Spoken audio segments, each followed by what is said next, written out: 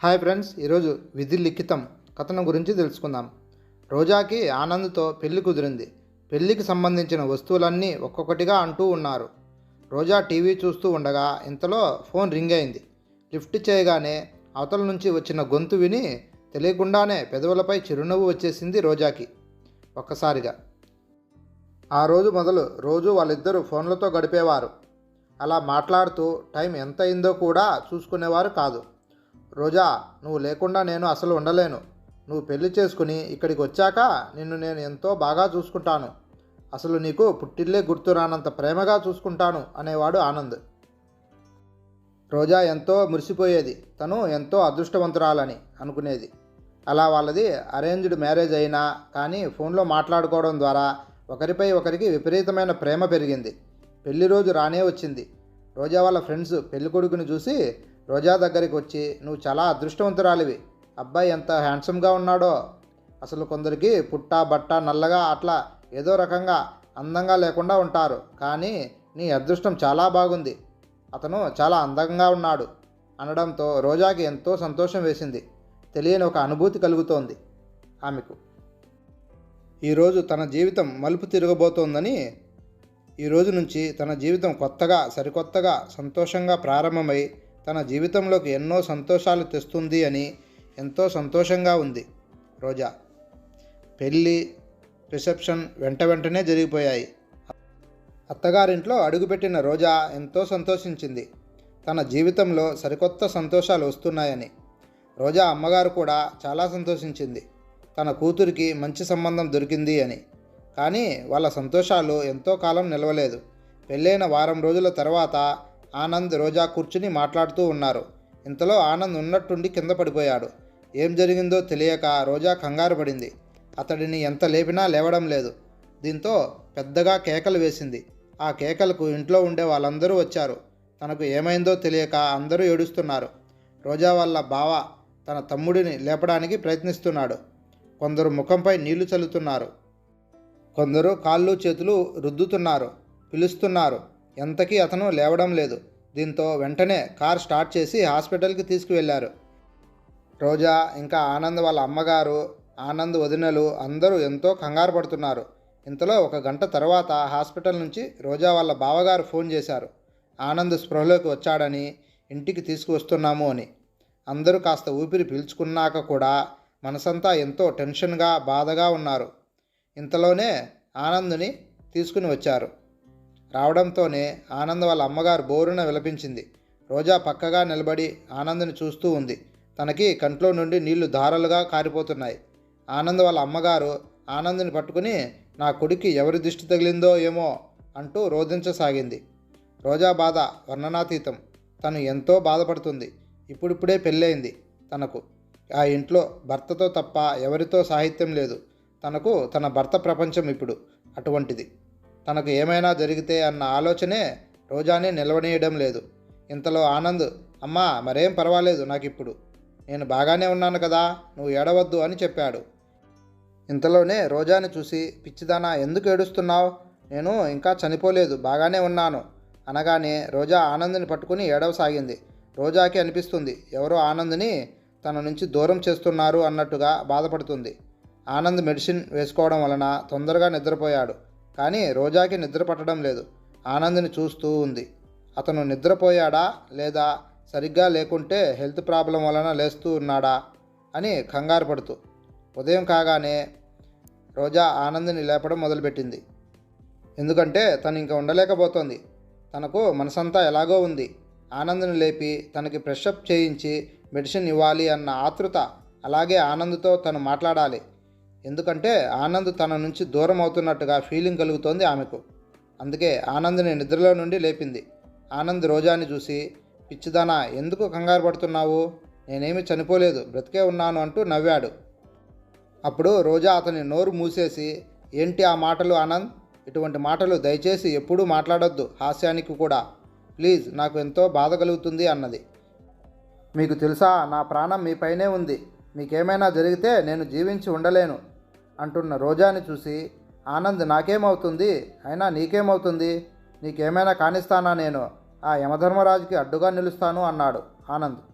అలా ఆ రోజు ఆనంద్ ఆరోగ్యంగా కనిపించాడు. రోజా అతన్ని ఆ రోజు వీడలేదు. రాత్రి అయింది. భోజనాలు అయ్యాక పడుకునే టైంకి మెడిసిన్ అందించింది రోజా. రోజా, నాకు బాగా హెడ్ఏక్గా ఉంది, కాస్త జెండుబాం రాస్తావా అని అడిగాడు. తప్పకుండా రాస్తాను. అయినా మీరు ఎందుకలా నిన్న కింద పడిపోయారు? ఎందుకు ఇలా నొప్పి వస్తుంది మీకు? ఇంతకుముందు కూడా మీకు ఇటువంటిది ఎప్పుడైనా జరిగిందా అని రోజా అడగగా, లేదు, నాకెప్పుడూ ఇలా జరగలేదు, నిన్నే అలా అయింది. ఈ తలనొప్పి కూడా ఇంత విపరీతంగా ఈరోజే రావడం అంటూనే మళ్ళీ స్పృహ కోల్పోయాడు ఆనంద్. హఠాత్ పరిణామానికి రోజా ఒక్కసారిగా నిశ్చేష్టురాలైపోయి బయటికి ఏడుస్తూ పరిగెత్తుతూ అత్తయ్య అంటూ కేకలు వేయడం మొదలెట్టింది. ఆ అరుపులకి అందరూ వచ్చారు. వెంటనే ఆనంద్ని హాస్పిటల్కి తీసుకెళ్లారు. ఈసారి పెద్ద హాస్పిటల్కి తీసుకెళ్లారు. రోజా ఎంతో ప్రాధేయపడింది తాను కూడా ఆనంద్ వెంబడి వస్తాను అని. కానీ ఎవరూ ఆమె మాట వినిపించుకోలేదు. నువ్వు ఇంట్లోనే ఉండు అని చెప్పారు. అయినా ఇది మగవాళ్ళ పని. నువ్వు అతని వెంట వెళ్ళి ఆయన్ని తీసుకువెళ్ళి ఏం చేస్తావు? ఇంత అర్ధరాత్రి పూట అంటూ ఆ అత్తగారు రోజాని కసురుకున్నారు. రోజా ఏడవడం మొదలుపెట్టింది ఇంకా తన నిస్సహాయతకు. అలా రూమ్లోకి వెళ్ళి రోజా వాళ్ళ అమ్మగారికి ఈ విషయం చెప్పాలనుకుంది. తన బాధను తెలియజేయాలనుకుంది. కానీ వాళ్ళ అమ్మగారు బాధపడతారేమో. నా జీవితంలో జరిగినది నీకు కాకూడదు. నాకు చిన్న వయసులోనే నా భర్త చనిపోయాడు. నువ్వు నిండు నూరేళ్ళు సౌభాగ్యవతిలా ఉండాలి అని మా అమ్మ ఎప్పుడూ కోరుకునేది. అటువంటి అమ్మకు ఇప్పుడు ఆనంద పరిస్థితి చెబితే బాధపడుతుందేమో అని రోజా చెప్పకుండా ఏడుస్తూ కూర్చుంది. చాలాసేపు తర్వాత రోజా వాళ్ళ బావగారి నుండి ఫోన్ వచ్చింది. ఆనంద్ ఇప్పుడు స్పృహలోకి వచ్చాడని. డాక్టర్ ఇప్పుడు కొన్ని టెస్టులు రాశాడు. ఈసారి అవి చేయించుకుని ఇంటికి వస్తాము అని చెప్పారు. ఆ మాటలు విన్నాక ఇక రోజా తన అమ్మగారికి ఫోన్ చేయకుండా ఉండలేకపోయింది. ఎందుకంటే తన బాధను ఇప్పుడు ఎవరితో అయినా పంచుకోవాలి అనిపించింది. అదేవిధంగా కనీసం భార్య తరపున వాళ్ళు ఎవరూ కూడా అల్లుడిని చూడడానికి రాలేదు అని అనుకుంటారు అని ఫోన్ చేసింది. విషయం విన్న తల్లి బోరున విలపించింది. సమయం అర్ధరాత్రి 2 అవుతుంది. ఆ టైంలో ఆనంద్ని తీసుకుని రోజా వాళ్ళ బావగారు మామగారు ఇంటికి వచ్చారు.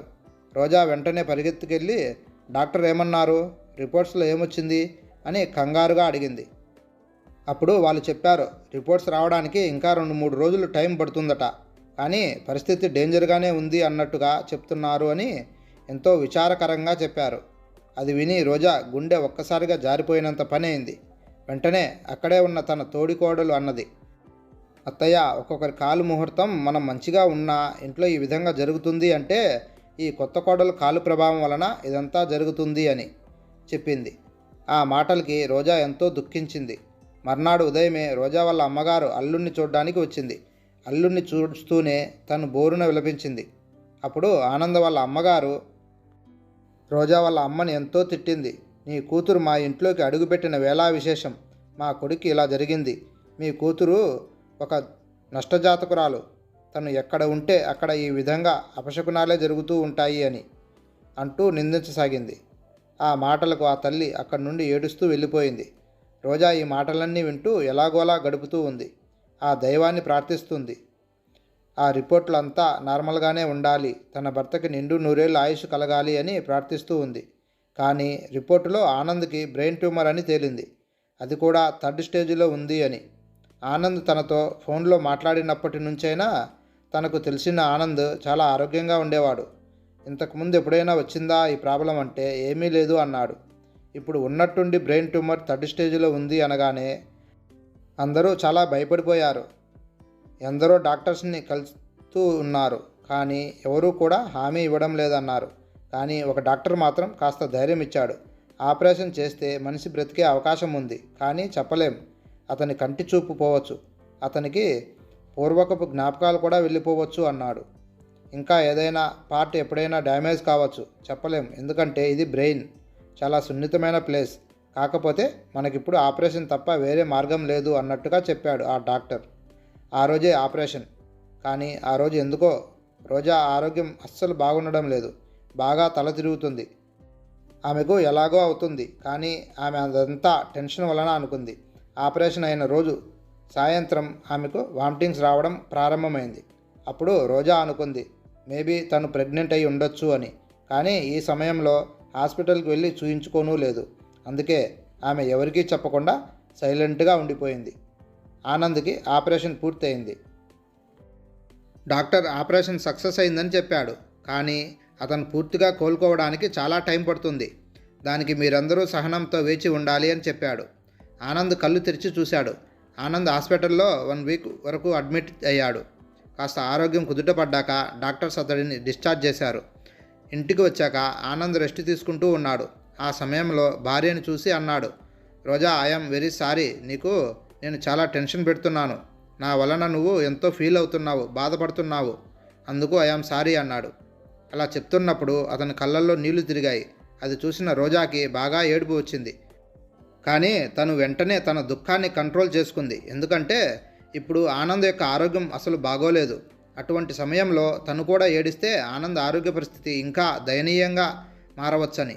ఏం పర్వాలేదు, నేను సంతోషంగానే ఉన్నాను. మీరు నా గురించి ఆలోచన తీసుకోకండి, మీరు రెస్ట్ తీసుకోండి అని ధైర్యాన్నిచ్చింది. ఆనంద్ని చూడ్డానికి రోజా అమ్మ, అన్నయ్యలు వచ్చారు. అప్పుడు రోజా వాళ్ళ అత్తగారు రోజా వాళ్ళ అమ్మగారితో అన్నారు, దయచేసి మీ కూతుర్ని మీరు తీసుకువెళ్ళండి, కొన్ని రోజులు మీ దగ్గర ఉంచుకోండి అన్నది. ఆ మాటలకు ఆ తల్లి ఏమి జవాబు చెప్పలేకపోయింది. ఇదంతా విన్న రోజాకి అర్థం కాలేదు. ఈ టైంలో ఆనంద్ని వదిలి ఉండడం తనకు సాధ్యమయ్యే పనేనా? కాదు. అయినా అత్త ఎందుకు అలా చెబుతుంది అని అప్పుడే రోజా వాళ్ళ అన్నయ్య కోపంతో వచ్చి రోజా చేయి పట్టుకుని ఇంటికి తీసుకువెళ్ళిపోయాడు. కనీసం ఆనంద్తో ఒక మాట అయినా కూడా మాట్లాడనివ్వలేదు. తర్వాత తను పుట్టింటికి వచ్చాక ఆనంద్కి ఫోన్ చేసింది రోజా. కానీ ఆనంద్ లిఫ్ట్ చేయడం లేదు. ఎన్నిసార్లు చేసినా. అయినా అతను ఫోన్ ఎలా లిఫ్ట్ చేయగలడు? డాక్టర్ అసలు ఆనంద్ని ఫోన్ యూజ్ చేయకు అన్నాడు కదా. తెలియదు తన గురించి. ఆనంద్ ఇప్పుడు ఏమనుకుంటున్నాడో అని ఇక ఉండలేక తన అమ్మతో చెప్పింది, అమ్మా, నువ్వేనా చెప్పు, నన్ను నా అత్తారింట్లో దించిరమ్మని అన్నయ్యకు. ఇలాంటి పరిస్థితుల్లో నేను మా ఆయన దగ్గర ఉండడం ఎంతో అవసరం. నన్ను ఇక్కడికి మీరు ఇలా బలవంతంగా తీసుకువచ్చారు. నేను వెళ్తాను. ఇక్కడ ఒక్క క్షణం కూడా ఉండను. అతనికి ఆరోగ్యం బాగోలేదు. నేను ఈ సమయంలో అక్కడ ఉండాలి అంటున్న కూతురు రోజాని చూసి ఆ తల్లి అన్నది, బేటా, మీ అత్తగారు నిన్ను నష్టజాతకురాలు అని అనుకుంటుంది. నువ్వు అక్కడికి వెళ్ళడం వల్లనే ఆనంద్ ఆరోగ్య పరిస్థితి అలా అయిపోయిందని వాళ్ళ అభిప్రాయం. అందుకే నిన్ను ఇక్కడికి పంపించారు వాళ్ళు. ఆనంద్కి మంచి ట్రీట్మెంట్ ఇప్పిస్తారు. నువ్వు ఈ సమయంలో కనుక అక్కడికి వెళితే పొరపాటున ఆనంద్కి ఏదైనా జరగకూడనిది జరిగితే అక్కడ వాళ్ళందరూ నిన్ను బ్రతకనీరు, చంపేస్తారు. ఆ మాటలకి నా వల్లనే నా భర్తకు ఇలా అయిపోయిందా అలా అని మా అత్త వాళ్ళు అందరూ నమ్ముతున్నారు. నాకు నా భర్త అంటే ఎంత ఇష్టం. అలాంటిది ఇలా జరగడం ఏంటి? నాకు అతన్ని చూడాలని ఉంది. కానీ ఏం చేయాలి? అతనికి ఫోన్ చేయలేదు కాబట్టి ఇక తప్పదు అని రోజా వాళ్ళ మామగారికి ఫోన్ చేసింది. 2 సార్లు ఫోన్ చేసినా మామగారు లిఫ్ట్ చేయలేదు. అయినా కూడా రోజా మళ్ళీ చేసింది. అప్పుడు 3వసారి వాళ్ళ మామగారు ఫోన్ అయితే లిఫ్ట్ చేశారు. చేసి ఇలా అన్నారు, మళ్ళీ ఏం కొంప ముంచుదామని ఫోన్ చేస్తున్నావు? ఏం కావాలి నీకు అన్నాడు. అది ఆనంద్ అనగానే ఆనంద్ లేడు ఈ లోకంలో అనగానే రోజాకి ప్రాణం పోయినంత పనైంది. నోటి నుంచి మాట రాలేదు. కాస్త తేరుకొని, ఎప్పుడు జరిగింది? నేను వచ్చి 1 వారమే అవుతుంది కదా, ఇంతలోనే ఎలా జరిగింది అని తెలుసుకోవాలనుకుంది. కానీ అప్పటికే ఆ మామగారు ఫోన్ పెట్టేశారు. ఆ తర్వాత రోజు వాళ్ళ మామగారికి ఎన్నిసార్లు ఫోన్ చేసినా ఫోన్ లిఫ్ట్ చేయడం లేదు. రోజా ఒక్కసారిగా కుప్పకూలిపోయింది. తన భర్త ఇక ఈ లోకంలోనే లేడు అని అంటే తను జీర్ణించుకోలేకపోతుంది. కొన్ని రోజుల్లోనే తనే నా జీవితం అన్నట్టుగా, తను లేకుంటే తను బ్రతకలేదు అన్నంతగా ముడిపడిపోయిన బంధం ఇక లేదు అని తెలిసేసరికి రోజా బోరున విలపించసాగింది. ఇది గమనించిన తల్లి, అన్నయ్యలు ఒక్కసారిగా ఆమె దగ్గరికి వచ్చారు. ఏం జరిగింది అనగానే రోజా జరిగిన విషయం చెప్పింది. అప్పుడు వాళ్ళందరూ కూడా ఎంతో దుఃఖించసాగారు. ఆ దుఃఖంతో పాటు ఒకంత రోజాపై హేయాభావం కూడా చూపిస్తున్నారు. వాళ్ళు కూడా నమ్మసాగారేమో రోజా నష్టజాతకురాలు అని. రోజా తన అత్తగారింటికి వెళ్ళాలనుకుని ఏడుస్తూ పైకి లేచింది. అసలు నీకు బుద్ధుందా? వాళ్ళంత పెద్ద విషయం మన బావగారు చనిపోతే కూడా మనకు తెలియజేయాలని అనుకోలేదు. అటువంటిది ఏం మొహం పెట్టుకుని వాళ్ళ ఇంటికి వెళ్తాం? ఇప్పుడు మన బావగారు ఈ లోకంలో లేకుండా పోయారు. ఇంకా వాళ్ళతోటి ఏంటి అవసరం? వద్దన్న వాళ్ళ ఇంటికి ఎందుకు వెళ్ళడం అంటూ కసురుకున్నాడు రోజా వాళ్ళ అన్నయ్య. కానీ రోజా ఆ మాటలు ఏమీ పట్టించుకోలేదు. తన తల్లిని వెంటబెట్టుకుని వెళ్ళింది. అక్కడికి వెళ్ళి చూస్తే ఆ ఇంటికి తాళం వేసి ఉంది. రోజాకి ఆ ఇంటి పక్క వాళ్ళు కూడా ఎవరూ పెద్దగా తెలీదు. ఎందుకంటే రోజా కొత్త పెళ్లి కూతురు. అప్పుడు రోజా వాళ్ళ అమ్మగారు పక్కింటామని అడిగింది, ఈ ఇంట్లోని వాళ్ళు ఎక్కడికి వెళ్ళారు? ఆనంద్ ఎప్పుడు చనిపోయాడు అని. కానీ ఆమె అన్నది, మాకు ఆనంద్కు ఏం జరిగిందో అసలు తెలియదు. వాళ్ళు ఇల్లు ఖాళీ చేసి వెళ్ళిపోయారు ఎక్కడికో. ఇంకా అంతకు మించి మాకు ఏ విషయాలు తెలియవు అన్నారు. అప్పుడు రోజా వాళ్ళ అమ్మగారు మరో పక్కింటి ఆమెను అడగగా, అసలు ఆనంద్ ఎవరు, ఆ ఇంటి వాళ్ళు ఎవరో మాకు తెలియదు, మేము మొన్నే ఇక్కడికి షిఫ్ట్ అయ్యామని తెలిపారు. అప్పుడు రోజా వాళ్ళ అమ్మ రోజాని తిట్టుకుంటూ ఇంటికి తీసుకువెళ్ళింది. వద్దు అంటే వినలేదు నువ్వు. వాళ్ళు నిన్ను కావాలనే వదిలించుకోవాలనే ఇక్కడి నుంచి ఎక్కడికో వెళ్ళిపోయారు తాళం వేసి, ఇల్లు ఖాళీ చేసి మళ్ళీ నువ్వు ఎక్కడ వస్తావో అని. అయినా నీ భర్త ఈ లోకంలో లేడు, ఇంకా వాళ్ళతో పనేముంది అన్నది తల్లి. రోజా ఆరోగ్యం ఈ మధ్య అంతగా బాగుండడం లేదు. అప్పుడు రోజా వాళ్ళ వదిన అన్నది, కొంపదీసి నువ్వు ప్రెగ్నెంట్ అయితే కాదు కదా, వామిటింగ్ చేస్తున్నావు, తల తిరుగుతుంది అంటున్నావు అన్నది. అప్పుడు రోజాకి కూడా డౌట్ వచ్చింది. ఇంతలోనే చిన్న వదిన వచ్చి, అయ్యో దేవుడా, ఇప్పుడు ఇంకో బాధ్యత కూడా మన నెత్తిన పడబోతుందా అంటూ తిట్టుకోసాగింది. అప్పుడే రోజా వాళ్ళ అమ్మ నర్సును వెంటబెట్టుకుని ఇంటికి వచ్చింది. నర్సు రోజాని చెక్ చేసి తను ప్రెగ్నెంట్ అని చెప్పింది. కానీ రోజాకి సంతోషించాలో ఏడవాలో అర్థం కాలేదు. తన భర్త యొక్క గుర్తుగా తనకు సంతానం కలగబోతుంది అని సంతోషించాలా, లేకపోతే తనతో పాటు తన బేబీ కూడా పుట్టకముందే మాకు భారం అవుతున్నారని ఇంట్లోని వాళ్ళందరూ ఫీల్ అవుతున్నారు అని బాధపడాలా అని రోజాకి అర్థం కాలేదు. రోజాకి మగపిల్లవాడు పుట్టాడు. అతను అచ్చం తన తండ్రిలాగానే ఉన్నాడు. రోజా ఎంతో సంతోషించింది. అప్పుడు రోజా వాళ్ళ అన్నయ్య అన్నాడు, అమ్మా, చెల్లెలికి ఏదైనా సంబంధం చూసి పెళ్లి చేద్దామని. కానీ రోజాకి మనసు ఒప్పలేదు. తన భర్త చనిపోయాడు అంటే తను నమ్మలేకపోతోంది. అయినా తన భర్తను మర్చిపోయి తను వేరే పెళ్లి ఎలా చేసుకోగలదు? తన భర్తతో గడిపింది కేవలం కొన్ని రోజులే అయినా కూడా రోజాకి ఎన్నో జ్ఞాపకాలు గుర్తుకు వస్తున్నాయి. రోజా మనసు నమ్మలేకపోతోంది తన భర్త చనిపోయాడు అంటే. అయినా కూడా తన భర్త ఎందుకు తనకి ఫోన్ చేయడం లేదు? నెంబర్ తెలుసు కదా తనకి. ఇన్ని రోజులుగా ఫోన్ చేయడం లేదు అంటే అర్థం ఏమిటి? నిజంగానే చనిపోయాడా?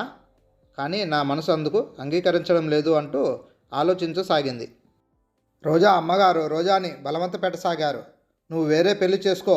చనిపోయిన భర్త గురించి ఎన్ని రోజులని ఆలోచిస్తూ ఇలాగే ఉండిపోతావు? నీ భవిష్యత్తు నువ్వు చూసుకో. నీకు చిన్న వయసు, నీ బాబు కూడా చాలా చిన్నగా ఉన్నాడు అని చెప్పింది. కానీ రోజా అందుకు ఒప్పుకోలేదు. నాకు బ్రతకడానికి సహాయంగా నా కొడుకు ఉన్నాడు. నేను అతన్ని చూసుకుంటూ బ్రతుకుతాను. ఇంకో పెళ్లి చేసుకోను. నేను నా కొడుకుని పోషించుకోవడానికి ఏదైనా ప్రైవేట్ స్కూల్లో టీచింగ్ చేస్తాను అన్నది. అలాగే టీచింగ్ చేయడం ప్రారంభించింది రోజా. తనతో పాటు తన కొడుకుని తీసుకువెళ్ళేది. ఎందుకంటే ఇంట్లో అతన్ని ఎవరూ భారంగా భావించకూడదు అనుకుని. కొన్ని రోజులకి రోజా వాళ్ళ పెద్దన్నయ్యకు ట్రాన్స్ఫర్ అయింది. అప్పుడు అతను వచ్చి రోజాతో అన్నాడు, చెల్లి, నాకు ట్రాన్స్ఫర్ అయింది సిటీకి, మేము అక్కడికి వెళ్తున్నాం, నువ్వు కూడా నాతో పాటు రా అన్నాడు. దానికి రోజా ఒప్పుకుంది. ఎందుకంటే ఇంకా చిన్నన్నయ్య చూస్తాడు అన్న నమ్మకం తనకు ఎలాగో లేదు. ప్రేమ చూపించే పెద్దన్నయ్య వెంట ఉండడమే మంచిది అనుకుని రోజా తన కొడుకుని తీసుకుని అన్నయ్యతో పాటు సిటీకి వెళ్ళిపోయింది. అక్కడ కూడా రోజా ఒక స్కూల్లో టీచింగ్ చేయడం ప్రారంభించింది. సాయంత్రం ఇంట్లో ట్యూషన్ చెప్పసాగింది. తను ఎంత బిజీగా ఉన్నా కూడా ఆనంద్ని ఒక్కరోజు కూడా తలుచుకోకుండా ఉండలేకపోయేది.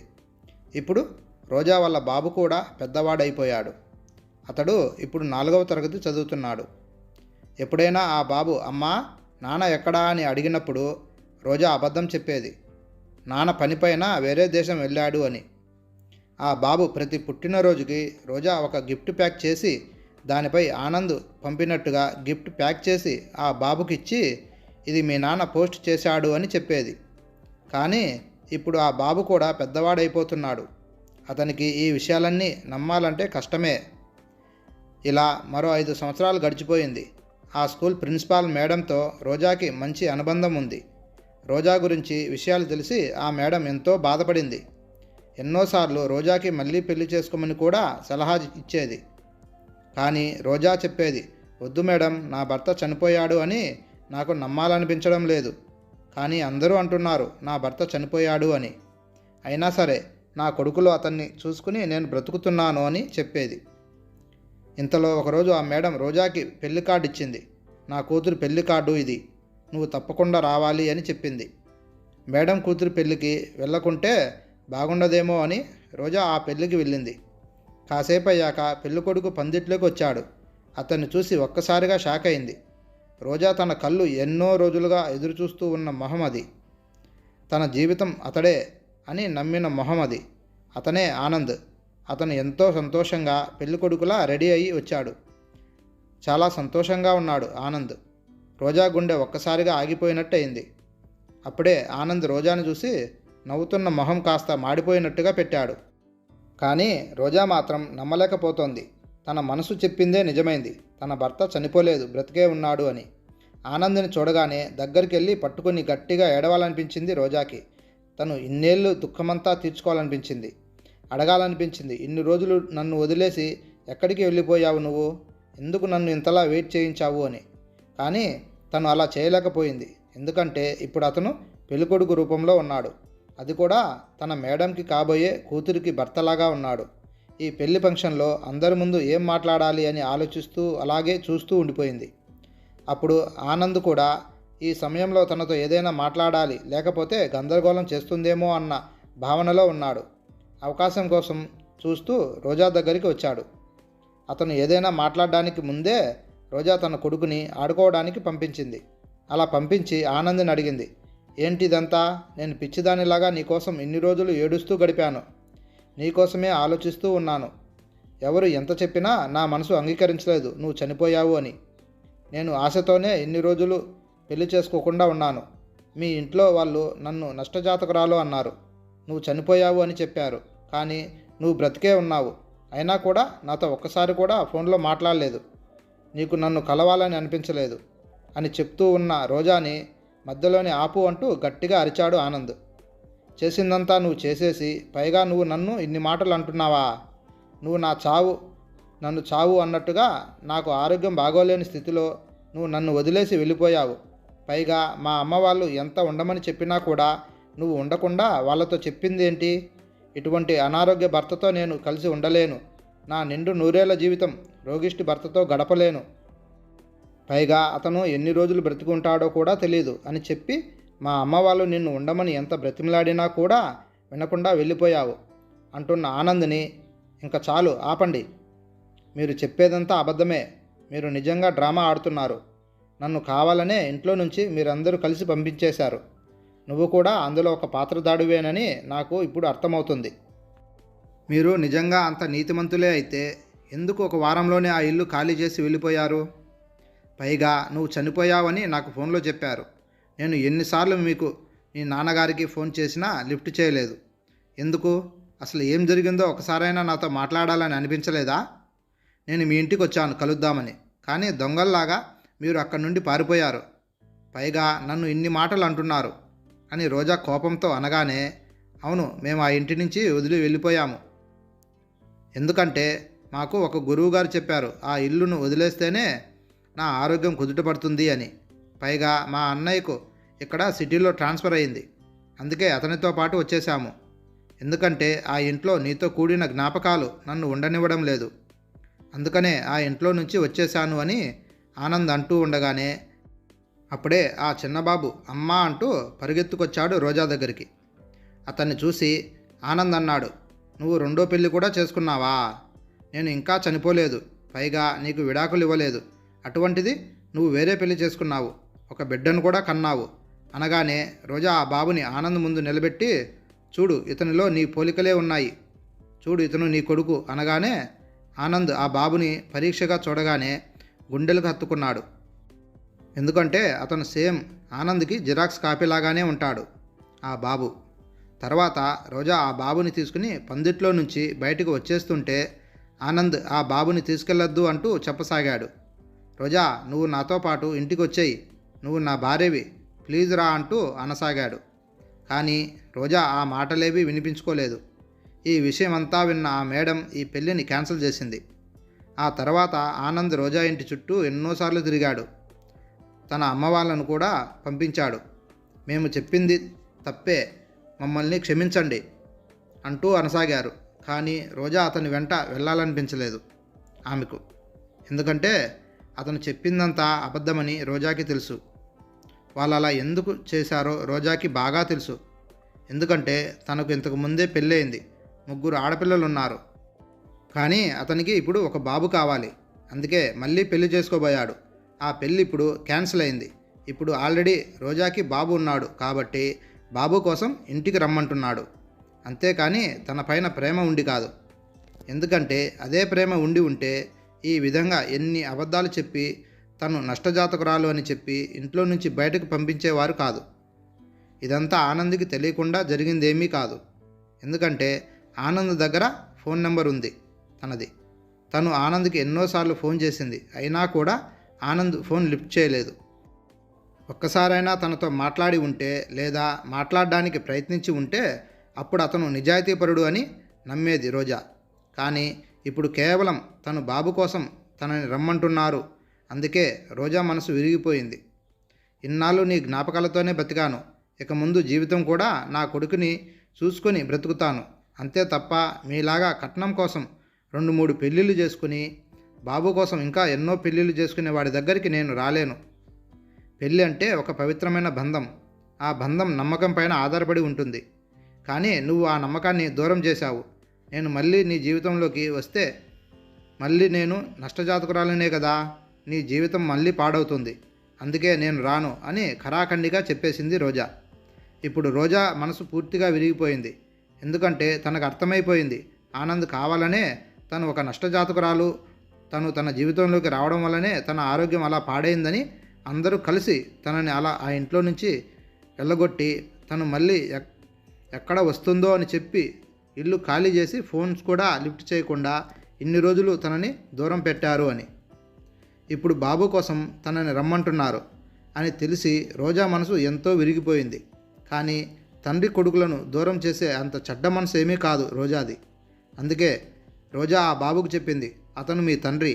అప్పుడప్పుడు అతను నిన్ను కలవడానికి వస్తే నువ్వు ఫ్రీగా మాట్లాడు అని చెప్పినా కూడా ఆ బాబు ఈ జరిగిన విషయం అంతా విన్నాడు కాబట్టి, తన తల్లి పడిన బాధ అతనికి అర్థమైంది కాబట్టి అతను తన తండ్రి వైపు చూడడం లేదు. ఈ లోకంలో చాలామంది ఏదైనా చెడు జరిగితే అది ఎవరో ఒకరు కాలు మోపడం ద్వారానే, వారు కాలు ముహూర్తం వల్లనే ఇలా జరిగింది అని భావిస్తూ ఉంటారు. కానీ జరిగేదంతా మన చేతుల్లో ఉండదు. అది ఆ జగన్నాథ సూత్రధారిపై ఆధారపడి ఉంటుంది. అవన్నీ కూడా మన కర్మలపై, పూర్వజన్మ క్రియలపై ఆధారపడి ఉంటుంది. అంతేకాని ఎవరో ఒకరి కాలు వలన కాదు. ఎందుకంటే ఈ భూమిపైన ఎవరూ కూడా మనుషులు కాలు పెట్టి నష్టం కలిగించేంత రాక్షసులు ఇప్పుడు పుట్టడం లేదు. ఇక్కడ ఆనంద్కి బ్రెయిన్ ట్యూమర్ 3rd స్టేజిలో ఉంది అంటే అతని పెళ్ళికి ముందు నుంచే ఆ సమస్య ఉంది. దానిని అతను నెగ్లెక్ట్ చేసి ఇప్పుడు ప్రాణాల మీదకి వచ్చాక నోరు ఉంది కదా అని ఇతరులపై అభండాలు వేయడం సరికాదు. ఇటువంటి వారు అందరూ ఒక మాట గుర్తుపెట్టుకోవాలి. భగవద్గీతలో శ్రీకృష్ణుడు చెప్పింది ఏంటి అంటే, నీ తప్పు లేకున్నా, నిన్ను ఎవరైనా బాధ పెట్టినా, నీకు వారిపై ప్రతీకారం తీర్చుకోవడం చేత కాకపోయినా నువ్వేమీ బాధపడకు. ఎందుకంటే కాలం వారిని ఏదో ఒక రోజు నీ తరపున తప్పక శిక్షిస్తుంది అని. హాయ్ ఫ్రెండ్స్, ఈ కథ మీకు నచ్చినట్లయితే please like and subscribe friends.